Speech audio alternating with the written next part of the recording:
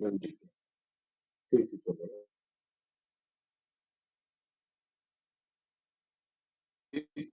நான்காம் தந்திரத்தில் 8வது அத்தியாயம் ஆதார ஆதாயம் பாடல் 1182 பார்த்துக் கொண்டிருக்கின்றோம். பாடல் ஒலிக்கின்றது.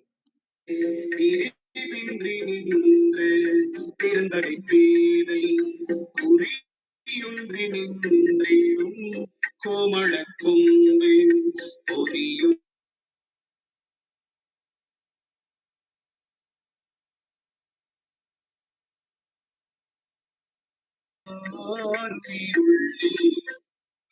பிரிவின்றி நின்ற பெருந்தகை பெண் பிள்ளை குறியொன்றி நின்றிடும் கோமள கொம்பு பொறியொன்றி நின்று புணர்ச்சி செய்தாங்கே அறிவொன்றி நின்றனர் ஆருயிருள்ளே. இதன் விளக்கமாக சரவணனையா தரத்திலிருந்து, இறைவன் வேறு ஆன்மா வேறு என்று பிரிந்து இருக்கும் தன்மையை நீக்கி இறைவனோடு ஒன்றாக சேர்வதற்கு அருளுகின்ற இறைவியானவர் ஆரம்ப நிலையில் சாதக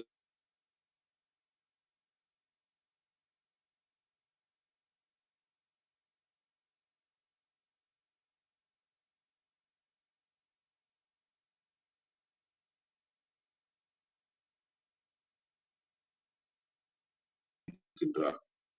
இறைவனை அடைய வேண்டும் என்று நினைக்கின்ற சாதகரின் மனதை அதற்கு ஏற்ப பக்குவப்படுத்தி அதனோடு ஒன்றாக சேர்ந்து நின்று அவருக்கு இறைவனை அடைவதற்கு வேண்டிய உண்மை ஞானத்தை அருளி அந்த ஞானத்தோடு கலந்து ஒன்றாக சாதகரின் உயிருக்குள் நிற்கின்றார்.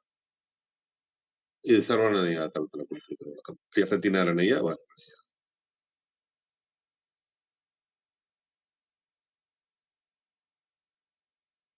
அனைவருக்கும் இனிய காலை வணக்கம். இன்னைக்கு இந்த தளத்துல நம்ம பார்க்க இருக்கிறது 1182வது பாடல்.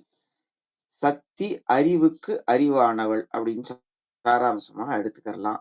சக்தி அறிவுக்கு அறிவானவள். பாடல் பார்த்தா, பிரிவு இன்றி நின்ற பெருந்தகை பேதை குறி ஒன்றி நின்றிடும் கோமளக் கொம்பு பொறி ஒன்றி நின்று புணர்ச்சி செய்து ஆங்கே அருவி ஒன்று நின்றனள் ஆருயிருள்ளே.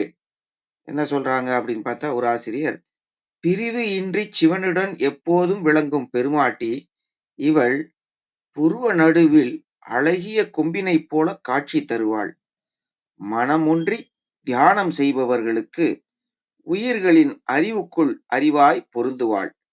உயிர்களின் அறிவுக்குள் அறிவாக கலந்து நிற்பாள் அப்படின்னு ஒரு உரையாசிரியர் சொல்றதையும், திருவருள் ஆருயிர்களை விட்டு பிரியாது நிற்கும் பெருந்தகை அம்மை, பேதைனா இங்கே இரக்கமுள்ள தாய், அக வழிபாடு செய்யும் அன்பர்கள் குறிக்கும் குறிப்பில் பொருந்தி நிற்கும் இளமையும் அழகும் மேன்மையும் வாய்ந்த கோமளக் கொம்பும் அவளே. அறிவு அறிகருவியுடன் ஒத்து நின்று அவற்றை தொழிற்படுத்தி ஆருயிர்கட்கு உயிர்க்குயிராய் நின்று அவ்வுயிர்களின் அறிவுக்கு அறிவாய் இருப்பவளும் அவளேன்னு சொல்றாங்க. வாய்ப்பு தந்தமைக்கு நன்றி. கிருத்திகா அம்மா வந்திருக்காங்க.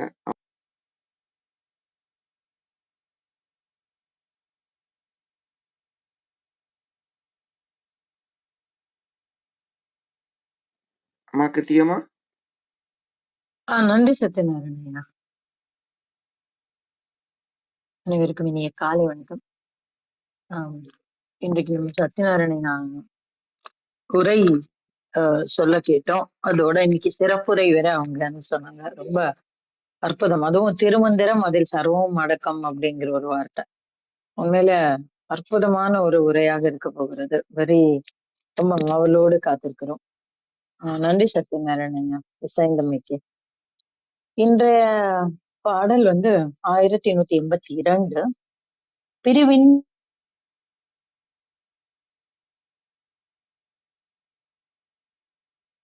கோமளக் கொம்பு பொறியொன்றி நின்று புணர்ச்சி செய்தாங்கே அறிவொன்ற நின்றனள் ஆருயிராளே.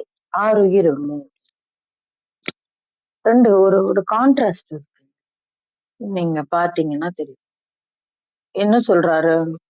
பேதைன்னு ஒரு இடத்துல சொல்றாரு. பேதைன்னா என்ன அர்த்தம்? நம்ம என்ன சொல்லுவோம்? பேதை அப்படின்ற ஒரு சொல் வழக்கை நாம் எதற்கு உபயோகப்படுத்துகிறோம் அப்படின்னா, ஒரு ஒரு ஒரு ஒரு விதமான வெகுளித்தனம் இருக்கிறது. ஒரு எது என்னதுன்னு பகுத்தறியாம ஆம், ரொம்ப முட்டாள் மாதிரி, முட்டாள்னு சொல்லிட முடியாது. பட் கிட்டத்தட்ட அந்த மாதிரியான ஒரு ஒரு வெகுளியான ஒரு தன்மை. அததான் பேதை அப்படின்னு நம்ம சொல்லுவோம் இல்லைங்களா? அதாவது அறிவு ஜாஸ்தியா உபயோகப்படுத்த மாட்டாங்க. சட்டுன்னு ஏமாந்துருவாங்க, சட்டுன்னு உணர்ச்சி வசப்பட்டுருவாங்க. அந்த மாதிரியான ஒரு ஒரு திட சித்தம் இல்லாத ரொம்ப எமோஷனல் இக்னரண்ட் பர்சனை வந்து நம்ம பேதை அப்படின்னு சொல்லுவோம். சோ அந்த இடத்துல ஒரு பேதைங்கிற வார்த்தையை உபயோகம் பண்றாரு. அடுத்தாப்புல அறிவொன்றி நின்றனள் அப்படின்னா அதுக்கு நேர் எதிரான ஒரு ஒரு வார்த்தை என்னது அப்படின்னா அறிவு. அப்போ அந்த பேதமைக்கு எதிர்ப்பதம் ஆன ஒரு வார்த்தை என்ன அறிவு. அங்கேயும் அவ அப்படி இருக்கா. அப்போ என்னத்துக்கு இப்படி யூஸ் பண்றாரு அப்படின்ற ஒரு கேள்வி வரும் நமக்கு. இப்போ இந்த கேள்வியை மனசுல வச்சுட்டு நம்ம திரும்பி பார்க்கலாம். பிரிவின்றி நின்ற பெருந்தகை. அப்போ போன பாடல்ல என்ன சொன்னாரு? பிரிவறுத்தாளே அப்படின்னு சொன்னாரு.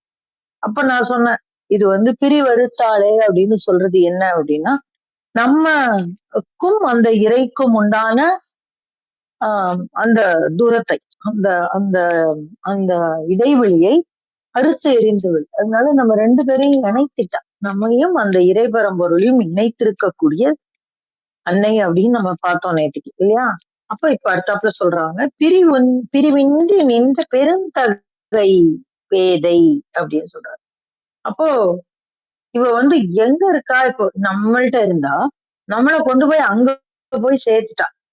அங்க போய் சேர்த்த பிறகு எப்படி இருக்கா? பேதகை, பெருந்தகை. அப்ப அவ நம்மள நம்மள அங்க இருந்து எடுத்துட்டு போய் அங்க போய் சேர்த்த உடனே நாம் வேறு அந்த சிவம் வேறு இல்லை. அப்போ அவ என்ன ஆயிடுறா அப்படின்னா அந்த இடத்துல அவள் பேதையாக மாறிவிடும். அப்படின்னா என்ன அர்த்தம் அப்படின்னா நமக்கு அங்கே உணர்வுகள் இல்லை. நம்ம அந்த கால்குலேஷன்ஸ் இல்ல நம்ம கிட்ட வந்து அந்த அந்த இந்த இந்த உலகியலான சிந்தனைகள்லாம் இல்ல. பேதவைன்னா அதுதான். எதையும் ஈஸியா நம்பிடுவோம். அப்போ நம்ம நம்ம நம்ம மனித அறிவுக்குள்ள நம்ம எதெல்லாம் லாஜிக்கல்னு வச்சிருக்கோம் பாத்தீங்களா? அந்த லாஜிக்கல் மைண்ட் எல்லாம் அங்க இருக்காது.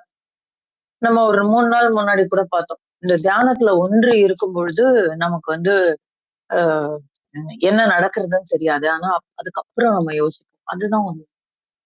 இங்க இருந்து லிஃப்ட் மேல எடுத்துட்டு போய் 11வது மாடியில விட்ட உடனே லிஃப்ட் 11வது மாடி நம்ம எல்லாரும் ஒண்ணு போல இருக்கும். அவ்வளவுதான். அது கதவை திறந்து நம்ம வெளியில வர வரைக்கும் இயக்கம் இருக்காது அந்த இடத்துல. நின்னுச்சு. அவ்வளவுதான். அவ கொண்டு போய் அங்க சேர்த்துட்டா. சேர்த்த உடனே ஏம்மா இந்த நம்ம இந்த ஒரு சின்ன குழந்தைய வச்சிருக்கோம் கையில. நான் எனக்கு தோணும் அந்த மாதிரி. ஏன்னா 2 மேனேஜ் பண்றேன் பாத்தீங்களா வீட்டுல. ஆடி பாடி தீர்க்குங்க. தீர்த்துட்டு அவங்க அப்பா வர்ற வரைக்கும், ஏன்னா நானும் மருமகளும் தான் 2 பேரும் தான் சமாளிச்சுட்டு இருக்கோம். அப்கோர்ஸ் ஸ்ரீதர் இருப்பாருன்னு வச்சுக்கோங்களேன். 3 பேருமா சமாளிச்சுட்டு இருக்கோம். அவன் முடியாது. அவன் அப்பா வந்த உடனே எப்பா குடிப்பா அவன் பிள்ளைய நீ அப்படின்னு சொல்லிட்டு நான் கையில பிடிச்சிட்டு ஓடிய போயிடுங்க. எப்படா வருவா, எப்படா கையில கொடுப்போம் அப்படின்னு அதுக்கப்புறம் எனக்கும் அவன் பிள்ளைக்கு சம்மந்தம் இல்லை, நீயே பார்த்துக்கோன்னு சொல்லிட்டு ஓடி போயிடுவேன். இது என்ன அப்படின்னா நம்ம கொண்டு சேர்க்கக்கூடியது. என் பொறுப்பு என் கையில இருந்தாங்க, நான் கொண்டு போய் சேர்த்தாச்சு. இதுக்கு மேல நீ பாடு, உன் புள்ள பாடு அப்படின்னு சொல்லுவாங்கல்ல. இது எல்லா இடத்துலயும் நடக்கும். அதுதான் அந்த மாதிரி அது முடிந்தவுடன் நிகழக்கூடிய ஒரு தன்மை. சிவத்தோடு நம்மை சேர்த்து விட்டார். நம்ம சந்தோஷமா போய் சேர்ந்துட்டோம். அப்போ அந்த சிவம் எப்படி இருக்கும்? அப்படிதான் நம்மளும் இருக்கும். அப்படிதான் அவன் நாட்டி வைப்பதுபடி நாம் ஆடுவோம். அவ்வளவுதான். அவன் அமைதியா இருப்பான், நம்மளும் அமைதியா இருப்போம். அவன் ஆடுவான், நம்மளும் ஆடுவோம். அப்போ அங்கே சக்திக்கு வேலை இல்லை. அவள் அமைதியாக பேதையாக நின்று விடுகிறாள்.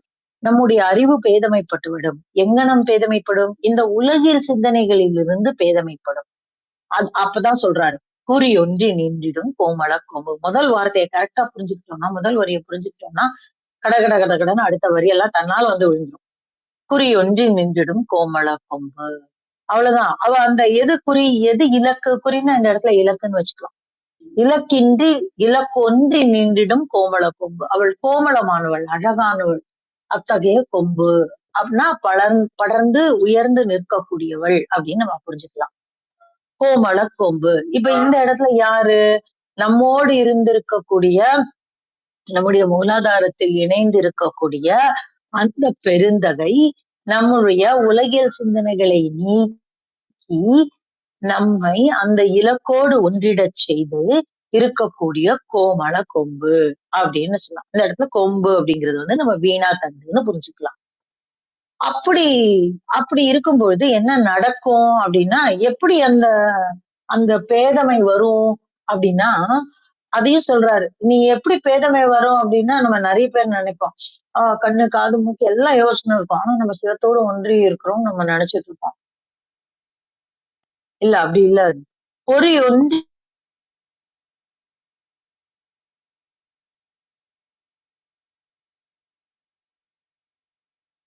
இதெல்லாம் ஐம்பொறிகள் சொல்லிட்டோம் நம்ம.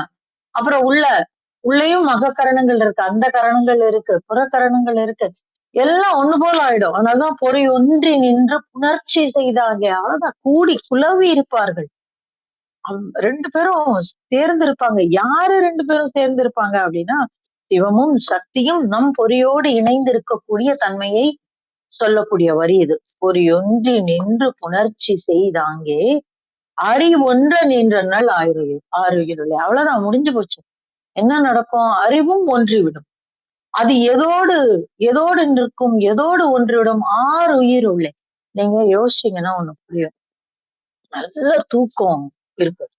நீங்க பாத்தீங்கன்னா அந்த தூக்கத்துல நம்மளோட மனசு இருக்காது, உடம்பு இருக்காது, எதுவுமே இருக்காது. அடுத்ததுதான் தெரியும். இப்பதான் கண்ணு முழிக்கிறேன் அப்படின்னு சொல்லி. இது ஒரு நிலை.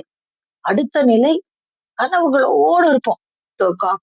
நல்ல நிறைய கனவு இருந்துகிட்டே இருக்கும். ஆனா நம்ம தூங்கிக்கிட்டு தான் இருப்போம். இது இன்னொரு நிலை. இன்னொரு நிலை ஒண்ணு இருக்கும். என்னன்னா, நம்ம நினைப்போம் நம்ம தூங்கல அப்படின்னு சொல்லிட்டு. ஏன்னா நம்முடைய அறிவு ஏதோ ஒண்ணே சிந்தித்துக் கொண்டே இருக்கும். ஆனா உடல் பொறிகள் எல்லாம் அப்படியே ஷட் டவுன் ஆயிடும். நம்ம வந்து நினைச்சிட்டு இருப்போம் நம்ம தூங்கல, நம்ம ஏதோ பாரு நான் தூங்கவே இல்லை ராத்திரி அப்படின்னு. ஆனா நம்ம நம்ம பக்கத்துல படுத்திருந்தவங்க இல்ல ரூம்ல இருக்கிறவங்க சொல்லுவாங்க, நான் வந்து லைட் போட்டேன், இத்தனை தடவை லைட் போட்டேன், இத்தனை தடவை ஏசி ஆஃப் பண்ணேன், இத்தனை தடவை கரண்ட் போச்சு, இல்லைன்னா இத்தனை தடவை பாத்ரூம் போயிட்டு வந்தேன். ஏதோ ஒண்ணு சொல்லுவாங்க. நமக்கு அதெல்லாம் தெரிஞ்சிருக்காது. அந்த அறிகுறி கூட தெரிஞ்சிருக்காது. ஆனா நம்ம மனசுக்குள்ள என்ன நினைச்சிருப்போம், நான் இன்னைக்கு தூங்கவே இல்லை. ஏன் அப்படின்னா அந்த பொறிகள் எல்லாம் அடங்கி விடுது. ஆனா உள்ளம் என்னத்துல இருக்குன்னா அறிவு வந்து ஒன்றல. அந்த பொறிகளோடும் ஒன்றவில்லை, அந்த இறையோடும் ஒன்றவில்லை. அது வந்து இயங்கிக் கொண்டே இருக்கிறது. அது அத்தகைய ஒரு நிலை இருக்கும். அந்த நிலைய இல்லாம இந்த இடத்துல அறிவும் ஒன்றி விடுகிறது. இதெல்லாம் நான் இந்த தூக்கம் எக்ஸாம்பிளா எதுக்கு சொல்றேன்னா, இது நம்ம டெய்லி நடக்கக்கூடிய விஷயம். இதை நீங்க இன்னும் யோசிச்சு பார்த்து கொஞ்சம் ட்வீன் பண்ணீங்கன்னா, இந்த அறிவை நாம் சிவத்தோடு கொண்டு போய் வைத்து விட முடியும். அததான் அறிதுகில் அப்படின்னு நம்ம சொல்றோம். ஒரு சின்ன வித்தியாசம் தான். தினம் நடக்கக்கூடிய விஷயம்தான். இதை எதோடு கொண்டு வைக்கிறோம் அப்படிங்கிறதுலதான் நம்மளுடைய தியான உத்தி இருக்கு. அப்போ அந்த மாதிரி அறிவொன்ற நின்றனள் உயிருள்ளே. எங்க இருப்பா? உயிரோடு கலந்தவள் அப்படின்னு நம்ம சொல்லுவோம் பார்த்தீங்களா? அத்தகைய உயிரோடு கலந்து நிற்கும். உயிர் எதோடு கலந்து நிற்கும்? ஆன்மாவோடு கலந்து நிற்கும். ஆன்மா எதோடு கலந்து நிற்கும்? அறிவோடு கலந்து நிற்கும். இந்த அறிவோடு எது கலந்து நிற்கும்? பொறியோடு கலந்து நிற்கும். இந்த பொறிங்கிறது என்னது? இந்த உடம்பு. அப்ப ஆதாரம், ஆதேயம் அனைத்தும் ஒன்றாக இருக்கும் பொழுது என்ன நடக்கும் அப்படின்னா, நாம் குறியொன்றி நின்று விடுவோம். அதற்கான ஏதுவை இந்த கோமள கொம்பு நமக்கு செய்து விடுவாள். அங்கனம் செய்யும் பொழுது நாம் எங்கனம் இருப்போம் என்றால், பிரிவின்றி நின்ற பெருந்தகையாக மாறிவிடுவோம். அத்தகைய பெருந்தகை எங்கனம் இருப்பாள்? பேதையாக இருப்பாள். அப்படின்னா என்ன அர்த்தம்னா, இந்த உலகியல் சிந்தனையற்ற சிவத்தோடு நாம் ஒன்றி விடுவோம் அப்படின்னு அவ செய்யக்கூடிய ஒரு செயலை சொல்றாங்க இந்த இடத்துல. ரொம்ப அற்புதமான மந்திரம். படிப்படியா நமக்கு உணர்த்தி நீ வந்து எப்படி இருப்ப அப்படின்னு ஒரு இதெல்லாம் சாட்சி. நம்ம வந்து அனுபவ சாட்சி இதெல்லாம். அப்படியே எழுதி பார்க்கலாம். இது நடந்ததா? ஆமா நடந்திருக்கு. ஆமா நம்ம இப்படிதான் இருந்தோம்ல. ஓகே.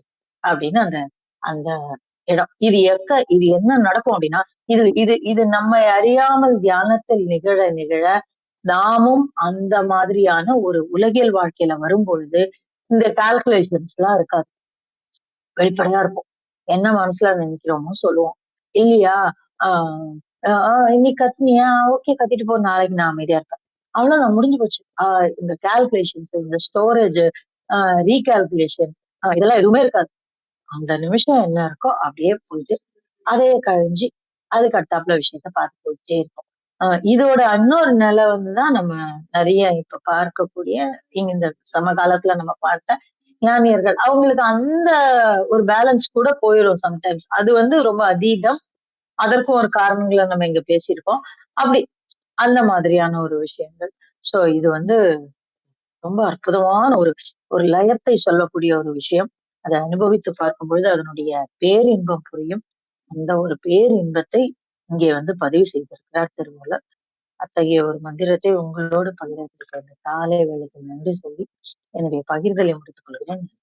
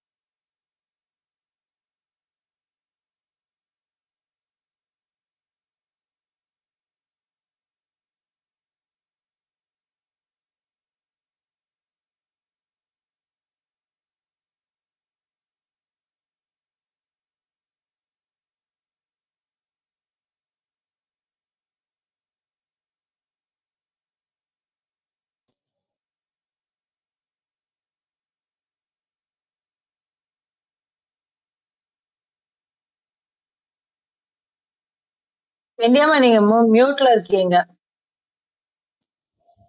1182வது திருமந்திரம். பிரானை பிரியாத பெண்ணரசி. திருமந்திரம். பிரிவின்றி நின்ற பெருந்தகை பேதை குறியொன்றி நின்றிடும் கோமள கொம்பு பொறியொன்றி நின்று புணர்ச்சி செய்தாங்கே அறிவொன்ற நின்றனள் ஆருயிர் உள்ளே. பேதை இச்சொல்லின் பொருள் 7 பருவங்களில் ஒரு பருவம். பேதை, பெதும்பை, அறிவை, தெரிவை, மங்கை, மடந்தை, பேரிளம் பெண் என்று பெண்களோட அந்த பருவத்தை குறிச்சிருப்பாங்க. கோமளம் என்ற சொல்லின் பொருள் அழகு. பொறி என்றால் நாம் அறிந்ததே புலன்கள். புணர்ச்சி என்பது கலத்தல். திருமந்திரத்தின் பொருள் பரம்பொருளை விட்டு பிரியாது அவரோடு இரண்டர கலந்து நிற்பவள், பெருந்தன்மை உடையவள், தாய்போல் பரிந்து தாங்கும் தகைமை உடையவள், பேதை பருவத்தினள், அழகினள், மலர் கொம்பு போலும் மனோகரமானவள், ஐம்புலன்களும் அடங்க மனம் ஒருமுகப்பட்டு வழிபடுபவர்கள் சிந்தையில் கலந்து அவர் உயிருள் உறவு கொண்டு மகிழ்ந்து இருப்பாள். கழக வெளியீட்டில் உரையாசிரியர் அருமையாக விளக்கம் தந்துள்ளார். திருவருள் 6 உயிர்களை விட்டு பிரியாது நிற்கும் பெருந்தகை நம் பராசக்தி. பேதை இச்சொல்லுக்கு பொருளாக பராசக்தியை இரக்கமுள்ள தாய் என்று எழுதியுள்ளார். அக வழிபாடு செய்யும் அன்பர்கள் குறிக்கும் குறிப்பில் பொருந்தி நிற்கும் இளமையும் அழகும் மென்மையும் வாய்ந்த கோமள கொம்பும் அவளே. அரி கருவியுடன் ஒத்து நின்று அவற்றை தொழிற்படுத்தி ஆறுயிர்களுக்கு உயிருக்கு உயிராய் நின்று அவ்வுயிர்களின் அறிவுக்கு அறிவாய் இருப்பவளும் அவளே என்று சிறப்பாக பொருளை எழுதியுள்ளார். இதற்கு இணையான பாடல் கம்பர் அருளிய சரஸ்வதி அந்தாதி 6வது பாடல். மயிலே மடப்பிடியே கொடியே இளமான் பிணையே குயிலே பசுங்கிளியே அன்னமே மணக்கூர் இருட்டு ஓர் வெயிலே நிலவழு மேனி மின்னே இனி வேறு தவம் பயிலேன் மகிழ்ந்து பணிவேன் உனது பொன் பாதங்களே. பாடலுக்கான விளக்கம்.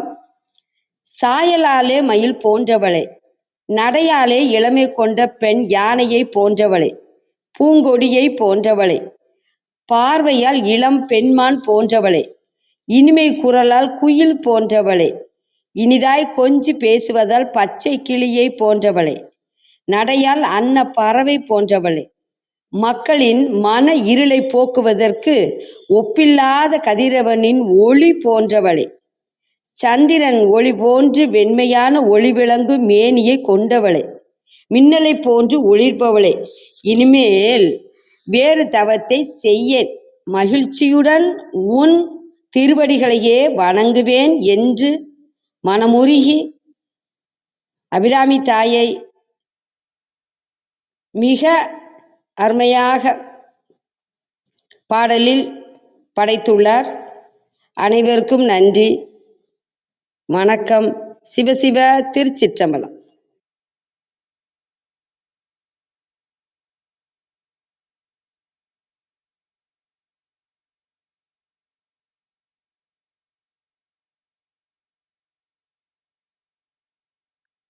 நின்றனள் ஆறுயிர் உள்ளே அப்படிங்கும்போது நம்ம நம்ம வந்து உயிரை தனியாவும் ஆன்மாவை தனியாவும்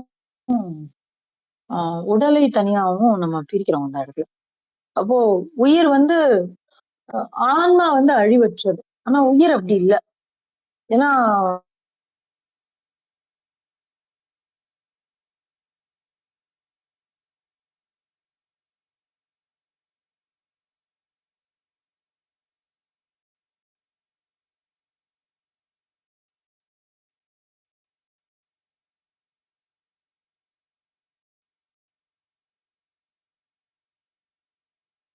ஏன்னா நம்ம அந்த மூச்சுக்கும் அந்த பொறிகளுக்கும் தொடர்பு இருக்குன்னு நம்ம பார்த்திருக்கோம் இல்லைங்களா? நம்ம மூச்சு வேகமா இயங்கினால் பொறிகள் வேகமாக இயங்கும், இல்ல பொறிகள் வேகமாக இயங்கினாலும் மூச்சு வேகமாக இயங்கும். அப்ப இந்த சிந்தனை இருந்தாலும் மூச்சு வேகமாக இயங்கும், மூச்சு வேகமாக இயங்கினாலும் சிந்தனை இயங்கும். அப்ப இந்த மாதிரி இந்த இந்த உடல் இயங்குவதற்கு உண்டான ஆதாரம் எது அப்படின்னா, இந்த உடல் ஒரு ஆதாரம்னா அது இயங்குவதற்கு ஆதாரமாக இருப்பது, அடிப்படையாக இருப்பது எது அப்படின்னா அந்த உயிர். அப்ப அதோடு அப்ப அந்த அறிவு என்ன ஆயிடும் அப்படின்னாக்க, அந்த உயிர் என்ன ஆகும்னா அறிவோடு ஒன்றி விடுமா. அப்போ உடம்பு இருக்கும், கிட்டத்தட்ட சமாதி நிலைன்னு வச்சுக்கோங்களேன். இந்த உடம்பு இருக்கும், ஆனா பொறி வேலை செய்யாது, மனசு வேலை செய்யாது. ஏன்னா சொல்லிட்டாரு, குறியொன்றி நின்றிடும் கோமள கொம்புன்னு சொல்லிட்டாரு. அதனால அந்த மனம் வந்து எங்கே ஒன்று விடும், பிரிவின்றி நின்று விடும். யாரோடு? அந்த பெருந்தகையோடு. அப்ப அந்த பெருந்தகையோடு ஒன்றி நிற்கும் பொழுது மனசு வேலை செய்யாது, பொறிகள் வேலை செய்யாது, உடம்பு தன்னால இருக்கு, உடம்பு மாத்திரம் இருக்கு. அப்ப அந்த அந்த அந்த மூச்சு என்ன ஆயிடும் அப்படின்னா சகஸ்ர தலத்துல போய் நிற்கும். ஒற்றை மூச்சில் இந்த உடல் இயங்கி கொண்டிருக்கும். இத வந்து யோக பார்வையில சொல்றது. இன்னொன்னு அறிவொன்றி நின்றனள் ஆறுயிருளே அப்படின்னு பார்க்கும் பொழுது அறிவு வந்து எங்கே நின்று விடும் அப்படின்னா அந்த சக்தியோடு நின்று விடும். அந்த சக்தி எங்க இருப்பா? பரனாகிய பறை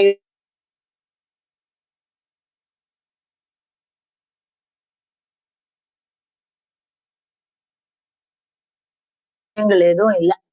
அப்ப அந்த 7ஆம் அறிவு என்று சொல்லக்கூடிய அந்த நிலையை தாண்டி 11 அறிவை, தன்னை அறியும் அறிவை தாண்டி அந்த 11வது அறிவு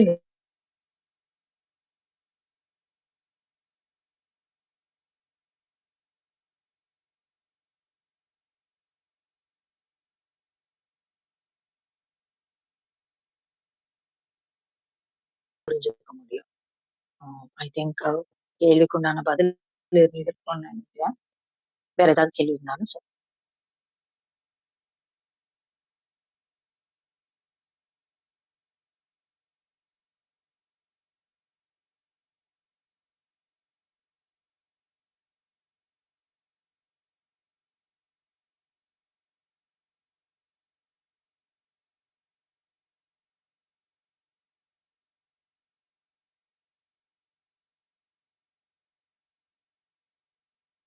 கேட்கல எனக்கு தானா?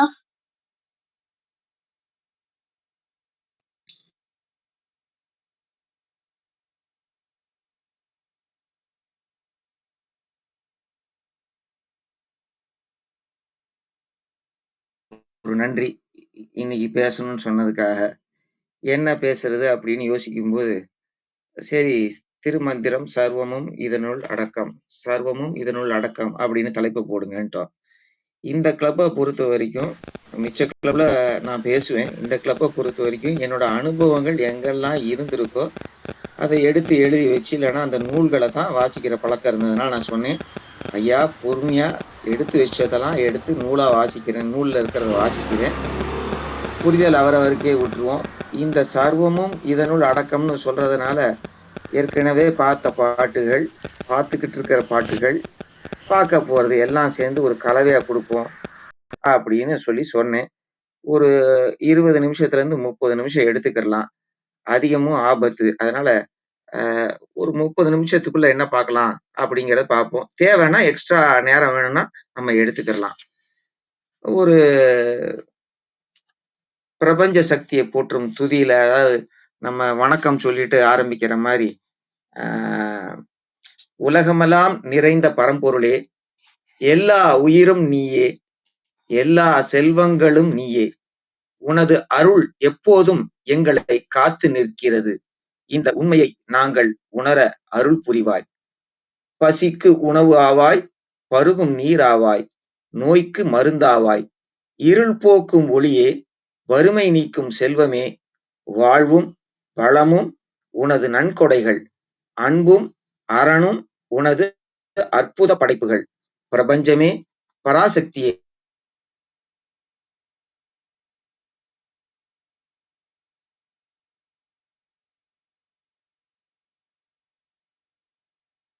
சர்வமும் இதனுள் அடக்கம்.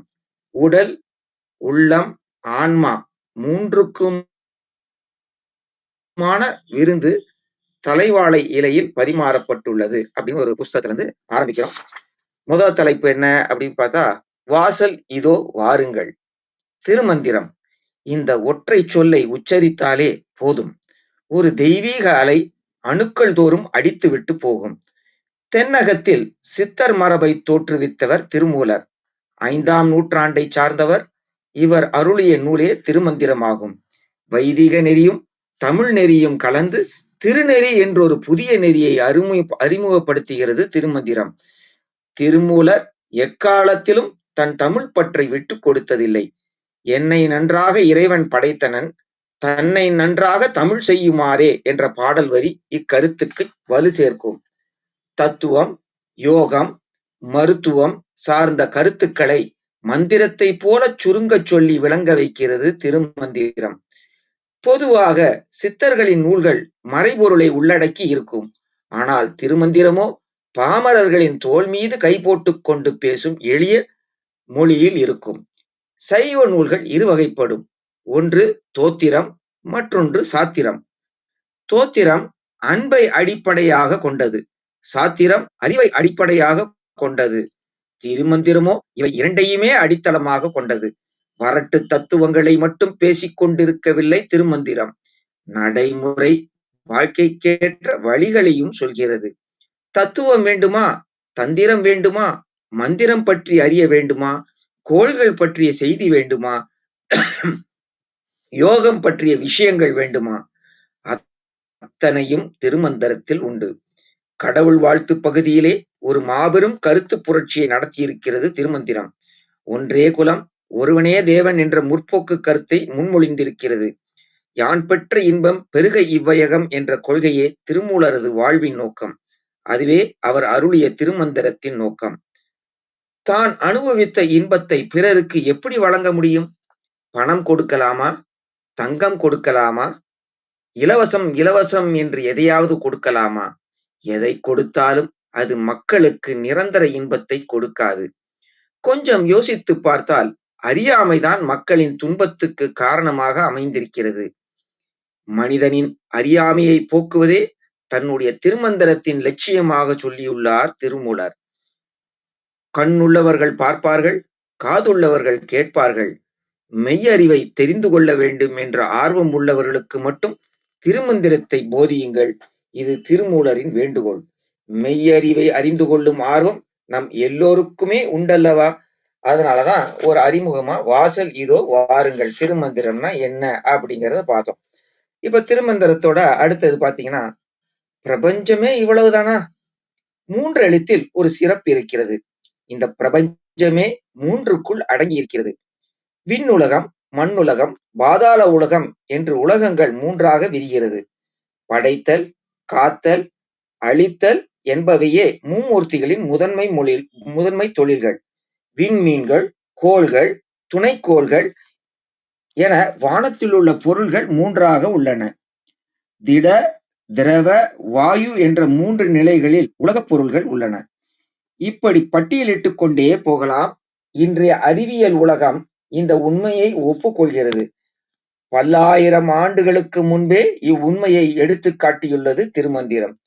3 பொருளாய் முடிந்தது அண்டம், 3 பொருளாய் முடிந்தது பிண்டம், 3 பொருளாய் முடிந்தது சீவன், 3 பொருளாய் முடிந்தது வாதமே. அதை போல தமிழ் மொழியில் அடிப்படையான உயிரொலிகள் 3. அ, இ, உ என்பன. இவற்றிலிருந்து பிற உயிரொலிகள் வளர்ந்தன.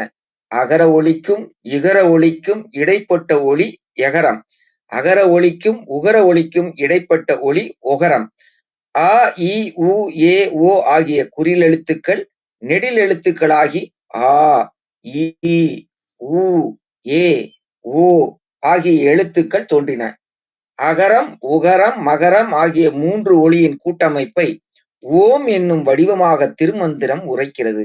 ஓம் என்பதை பிரணவம் என்றும் ஓங்காரம் என்றும் கூறுவர்.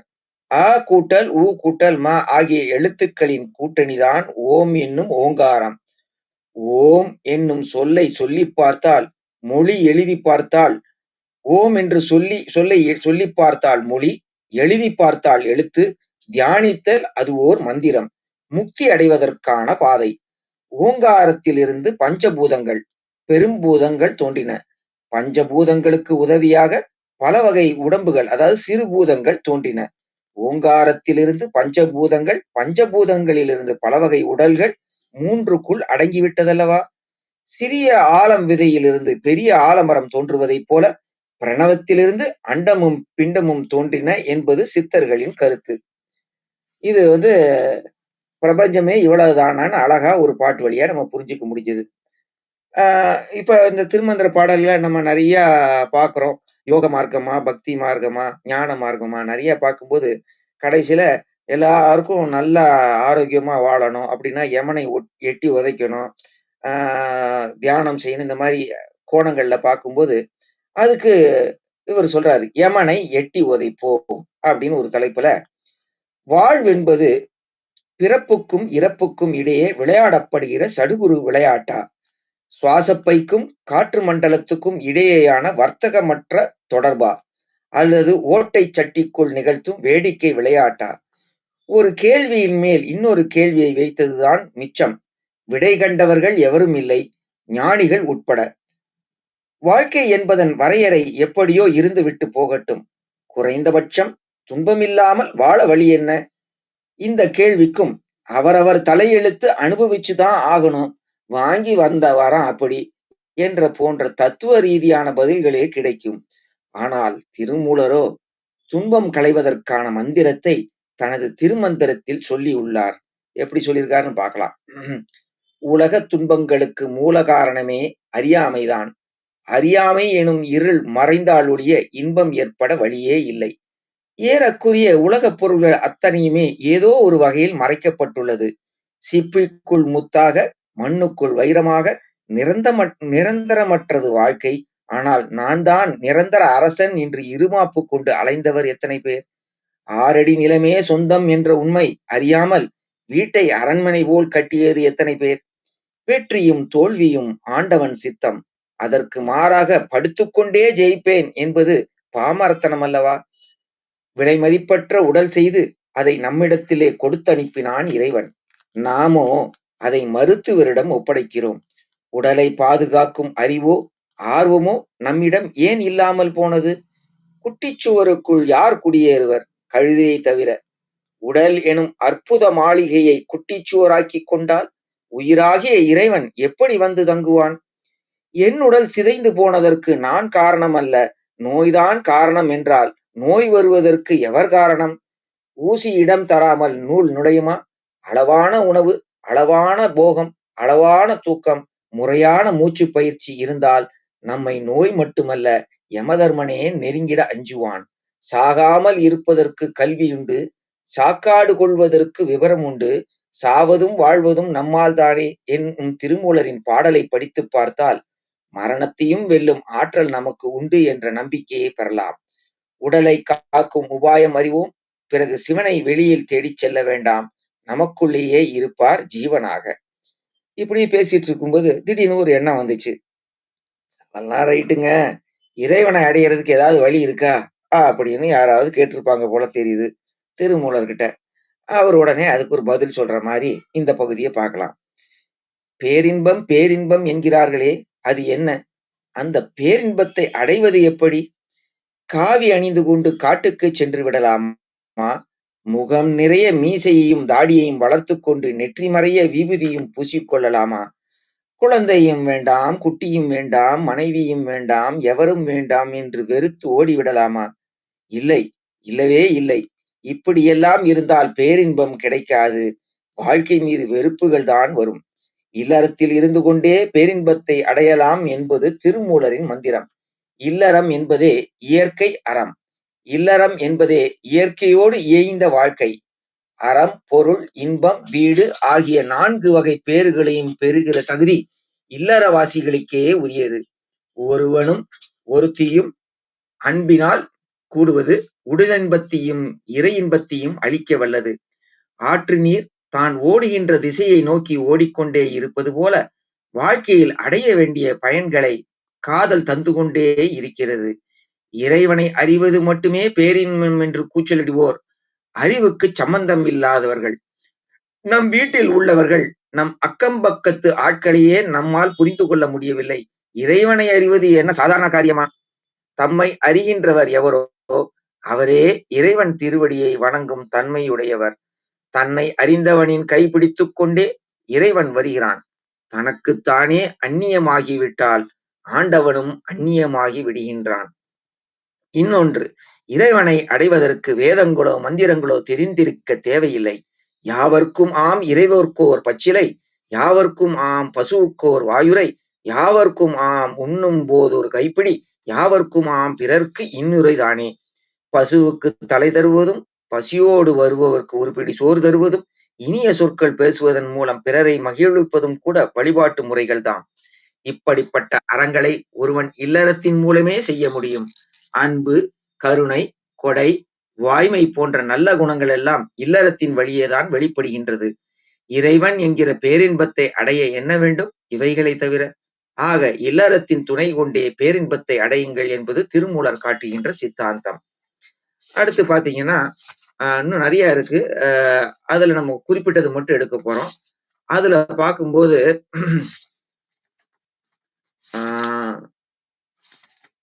கேசரி முத்திரையா அப்படின்னா, இதுக்கு முன்னாடி 100 ஆண்டு காலம் வாழ்க அப்படின்லாம் சில தலைப்பு இருக்கு. நம்ம ரொம்ப அதுலயும் குறிப்பா முக்கியமான விஷயம் மட்டும் இன்னைக்கு எடுத்து பார்க்கலாம். இலவச மருந்து இங்கே கிடைக்கும் அப்படின்னு தலைப்பெல்லாம் இருக்கு.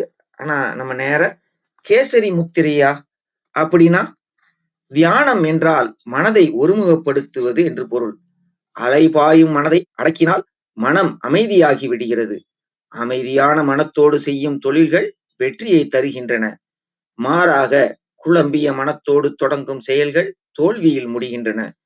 கண், காது, மூக்கு, நாக்கு ஆகியவற்றின் கவனங்களை தன் பக்கம் திருப்புவது தியானம். உள்நாக்கு பிரதேசத்துக்கு முன்பக்கமாக உள்ளது அண்ணாக்கு பகுதி. இதற்கும் தலை உச்சிக்கும் இடையில் முன்புறத்தில் பிட்யூட்ரி எனும் நாளமில்லா சுரப்பி இருக்கிறது. பின்புறத்தில் பீனியல் சுரப்பி இருக்கிறது. இவ்விரு சுரப்பிகளில்தான் மனித அறிவு பதியப்படுகிறது. மனிதன் தன் உடலை பற்றியும் உயிரை பற்றியும் சிந்திக்கும் போதில் அச்சுரப்பிகள் வலுவடைந்து நாதத்தை எழுப்புகிறது. அந்த நாதம் ஒளி வடிவாக தோன்றும். அந்த ஒளியே பரம்பொருள் எழுப்பும் ஒளி. அந்த ஒளியை அகக்கண்ணால் கண்டு அனுபவித்தாலே போதும். தலை உச்சியில் கங்கை நீர் பாய்ந்தோடுவது போன்ற உணர்வு தோன்றும். தியானத்தை எப்படி செய்கிறது? உங்கள் கண் பார்வையை புருவத்தின் நடுவில் வைத்திருங்கள். கேசரி முத்திரை என்று இதனை குறிப்பிடுவர். சோர்ந்து போகாமல் தொடர்ந்து பார்த்து கொண்டிருங்கள். இப்போது மனதின் ஓட்டம் நின்றுவிடும். தன்னை பற்றிய அறிவு இருக்காது. ஒளியை தவிர இருள் என்பதே இல்லாமல் இருக்கும். வண்டு, தும்பி, சங்கு, பேரிகை, யாழ், மணி, மேகம், கடல், யானை, புல்லாங்குழல் ஆகியவை எழுப்பும் ஓசைகள் நுண்ணொளியாக கேட்கும். இப்போது பரம்பொருளை நீங்கள் ஒளி வடிவாக காணலாம். முகக்கண் கொண்டு பார்ப்பது மூடத்தனம், அகக்கண் கொண்டு பார்ப்பதே ஆனந்தம் என்பதே திருமந்திரத்தின் கருத்தாகும். முகத்தின் கண் கொண்டு காண்கின்ற மூடர்கள் அகத்தின் கண் கொண்டு காண்பதே ஆனந்தம். மகட்கு தாய் தன் மணாளனோடு ஆடிய சுகத்தை சொல்லென்றால் சொல்லுமாறு எங்கனே. இது 2944 வர்ற பாட்டு. ஆனால் அகக்கண்ணால் காணும் ஆனந்தத்தை விவரிக்க இயலாது. தாயானவள் தன் கணவனுடன் பெற்ற உடல் இன்பத்தை தன் மகளுக்கு விளக்கமாக சொல்ல இயலுமா என்ற ஒரு வினாவை எழுப்புகிறது திருமந்திரம். எத்தனை 100 ஆண்டுகள் யோகம் பயின்றாலும் ஒளி வடிவாக தோன்றும் பரம்பொருளை கண்டிருக்க மாட்டார்கள். என்ன பயன்? தியானத்தின் நோக்கமே அங்கே சிதறுண்டு போகிறது. உங்களுக்குள்ளே இருக்கும் பரம்பொருளை கண்ணாடியில் காண்பது போல் காண்பதற்கு தியானம் இருங்குங்கள். அடுத்து பாத்தீங்கன்னா, நம்ம இந்த மூச்சு பிராணாயாமம் எல்லாம் சொல்லும்போது அதை பத்தி திருமூலர் என்ன சொல்றாரு? இதுக்கு கூடவா கணக்கு? மனிதன் உணவு இல்லை என்றால் கூட வாழ்ந்து விடலாம். காற்று இல்லாமல் என்ன செய்வதாம்? நாம் மூச்சு என்று சொல்கிறோமே, காற்றில்லாமல் போனால் அந்த சொல்லுக்கே இடமில்லை. அப்படித்தானே? நம் உடம்பில் குடித்தனம் நடத்தும் உயிருக்கு தேவையே மூச்சுதான். மூச்சு போனாலோ எல்லாமே போச்சுதான். மூக்கின் வழியாக நமக்குள் செல்லும் காற்றானது நேராக உச்சந்தலைக்கு செல்கிறது. மீண்டும் நெஞ்சின் வழியாக மூலாதாரத்தை சென்றடைந்து நுழைந்த வழியாகவே வெளியேறிவிடுகிறது. இந்த மூச்சுக்காற்று முறையாக இயங்கினால் உடல் ஒளி பெறும். தலைமுடிக்கு டை அடிக்க வேண்டியதில்லை. மருத்துவருக்கு செலவு செய்ய வேண்டியதில்லை. நீண்ட ஆயுளோடு நிம்மதியாக வாழலாம். இந்த கணக்கை கொஞ்சம் கவனியுங்கள். சராசரியாக நாள் ஒன்றுக்கு 21,600 முறை மூச்சுக்காற்றை உள்வாங்கி செலவிட வேண்டியிருக்கிறது. நாம் உள்ளிழுக்கும் மூச்சுக்காற்றானது 12 அங்குலம் அளவு கொண்டிருக்கும். வெளிவிடும்போது 4 அங்குலமாக குறைந்துவிடும். மீதமுள்ள 2 பங்கு உடம்பில் தங்கிவிடும். நாளொன்றுக்கு பாழாகும் காற்றின் அளவு 7,200 அங்குலமாகும். வீணாகும் காற்றும் உடம்பில் தங்குவதற்குரிய பயிற்சியை மேற்கொண்டால் மரண பயமில்லை. ஏனோதானோ என்றுதான் எல்லோரும் சுவாசிக்கிறோம். ஏன் சுவாசிக்கிறோம் என்பதை அறிந்து சுவாசிப்பதில்லை. நம் உடலில் உள்ள ஒவ்வொரு அணுக்களுக்கும் காற்றுதான் தீனி. காற்றை இடப்புற மூக்கின் வழியாக உள்ளுக்குள் இழுத்து உள்ளே அடக்கி வைத்திருந்து பின்னர் வலப்புற மூக்கின் வழியாக வெளிவிட வேண்டும். இப்படி செய்தால் உடல் தளர்ந்து போகாமல் கம்பீரத்தோடு காட்சியளிக்கும். உள்ளுறுப்புகள் தூய்மையாகும். இரத்த ஓட்டம் மிகுதியாகும். ஏற்றி இறக்கி இருகாலம் பூரிக்கும் காற்றை பிடிக்கும் கணக்கறிவார் இல்லை. காற்றை பிடிக்கும் கணக்கறிவாளருக்கு கூற்றை உதைக்கும் குறியதுவாமே. காற்றை பிடிக்கும் கணக்கை அறிந்து கொண்டால் யமனையே எட்டி உதைக்கலாம் என்கிறது இந்த செய்யுள். உலகிலேயே அதிக நாள் உயிர் வாழும் விலங்கு ஆமை. ஆமை என்ன காயகல்பம் சாப்பிடுகிறதா அல்லது யோக நெறிதான் பயில்கிறதா? அதனால என்ன சொல்றாங்கன்னா, கீழ்காணும் ஆய்வு முடிவினை கொஞ்சம் படியுங்களேன். 1 நிமிடத்துக்கு 18 முறை சுவாசித்தால் ஆயுள் 83 ஆண்டுகள். 15 முறை சுவாசித்தால் 100 ஆண்டுகள். 2 முறை சுவாசித்தால் 750 ஆண்டுகள்.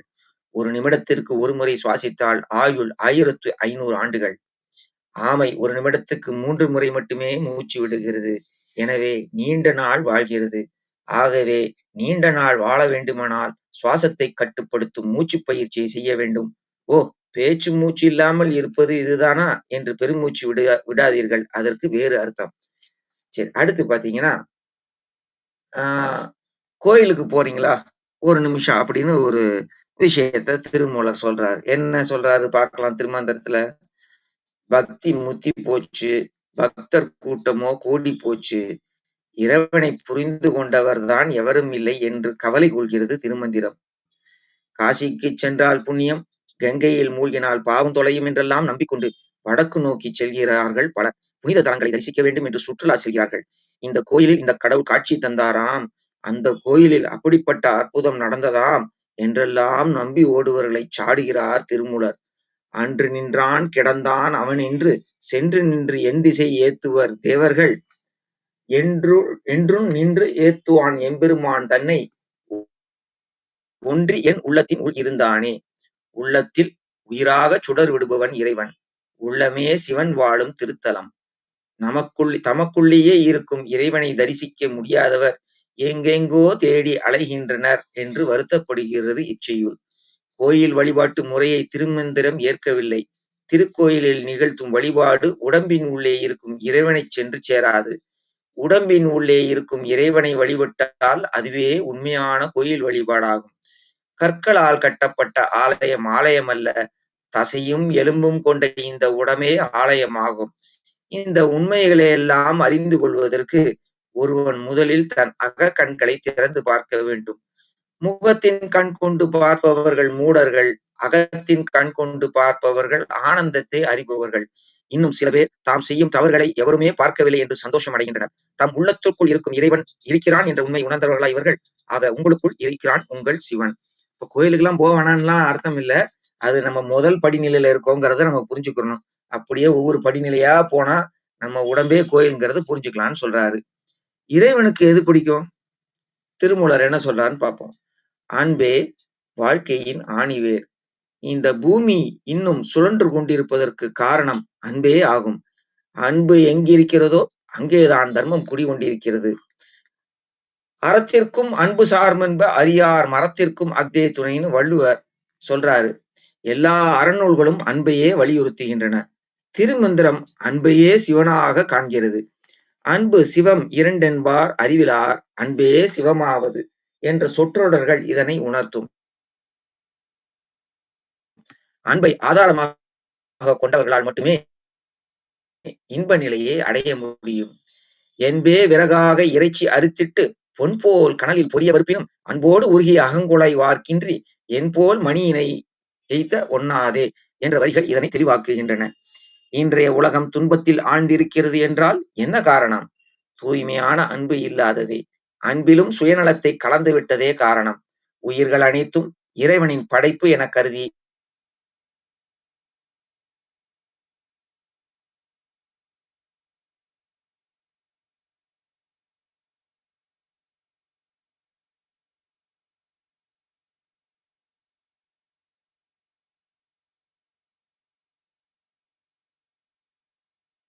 கூடாதுன்னு சொல்றாரு. அடுத்து பாத்தீங்கன்னா, நம்ம சிவலிங்கம் சொல்லும் செய்தி என்ன அப்படிங்கிற விஷயம்.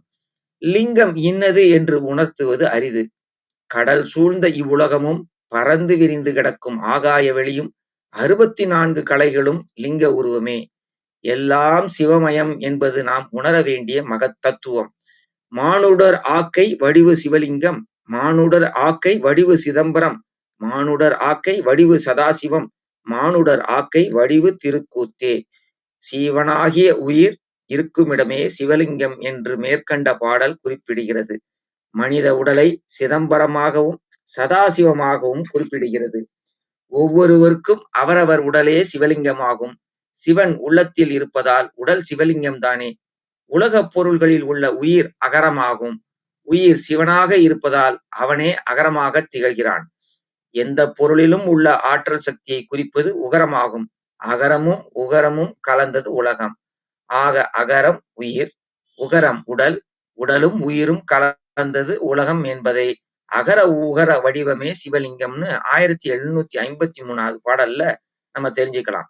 சகசரதலம் என்று சொல்லப்படுகிற தலை உச்சியில் ஒளி ஒளிவாகிய ஆத்மலிங்கம் தோன்றும். விந்துவும் நாதமும் கலந்த ஆத்மலிங்கத்தை ஆதாரமாக கொண்டே பஞ்சபூத நாயகர்களும் படைத்தல் தொழிலை செய்கின்றனர்னு சொல்றாங்க. அப்ப பார்க்கும்போது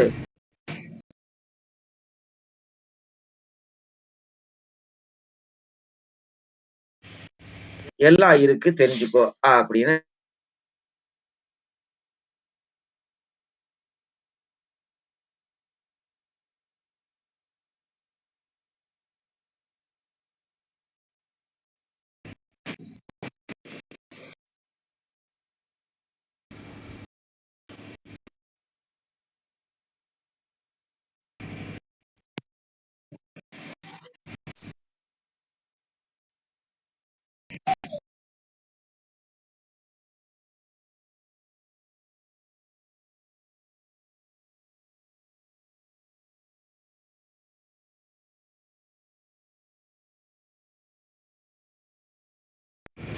சித்திகள் 8 வகைப்படும்.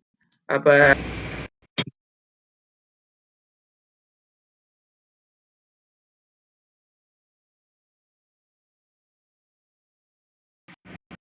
இன்னும் கொஞ்ச நேரத்துல வேற ஒரு இதுல பார்க்கலாம். அப்ப நம்ம என்ன சொல்றாரு அப்படின்னு பார்க்கும்போது திருமூலர் இன்னும் கொஞ்சம் கூட போகும்போது ஆஹ் 5ம் 6ம், ஏன்னா எனக்கு இது வந்து கிருத்தியாமாக்காகவே சொல்லணும். ஏன்னா அவங்க யோக நெறியில நிறைய சொல்றதுனால நிறைய பாடல்களும் இதையேதான் பூக்களாகவும் கோலங்களாகவும் சொல்றதுனால இதை எடுத்துக்குவோம். அது என்ன 5ம் 6ம்? மனித உடல் உறுப்பு இயக்கத்துக்கு முக்கிய ஆதாரம் உள்ளிடைச் சுரப்பிகளே. ஒருவன் கிரகிக்கும் பஞ்சபூதத்தின் அளவை பொறுத்தே அச்சுரப்பிகளின் இயக்கம் அமைந்துள்ளது. அவற்றை பற்றிய விவரம் வருமாறு.